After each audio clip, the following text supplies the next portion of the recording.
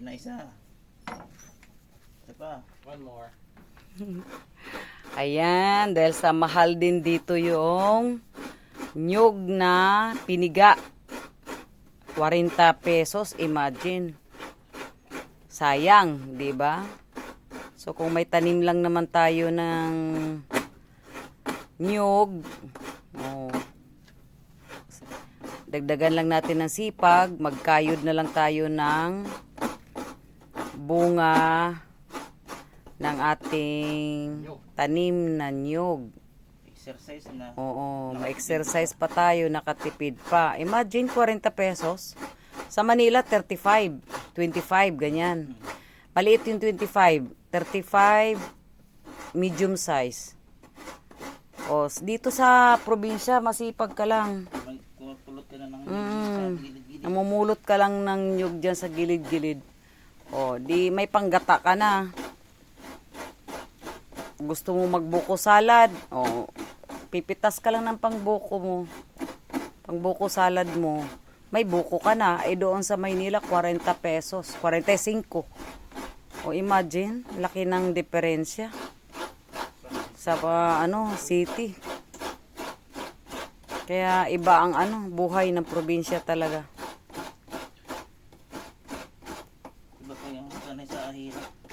Sanay sa hirap.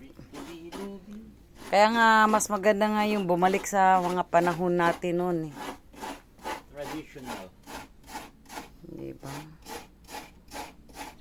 Wow. Tama na ba isa, ma? Oo, isa lang, okay na. Pang ano lang natin. Pang taksiw lang.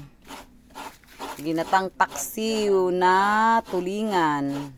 Pinaksiw ko na yung tulingan. So, hininto ko muna. Pinatay ko muna yung apoy. Susunod ko tong gata. Para maiba naman yung ating putahe. Kahapon kasi kami. Sinigang na baboy. Bangus na inihaw.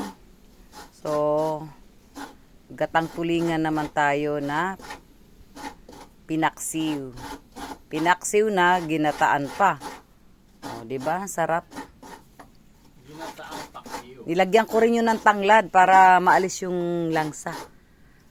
O, 'di ba? Lahat ng gusto mo sa tanglad, lahat ng putahe na gusto mong lagyan ng tanglad, o, 'di ba? Libre. Sa Maynila, ang tanglad magkano na? Tapos ito, pakikinabangan pa, bubutasan nandyan pagka nasa aso, manok. Oo. Tatanin mo na yun.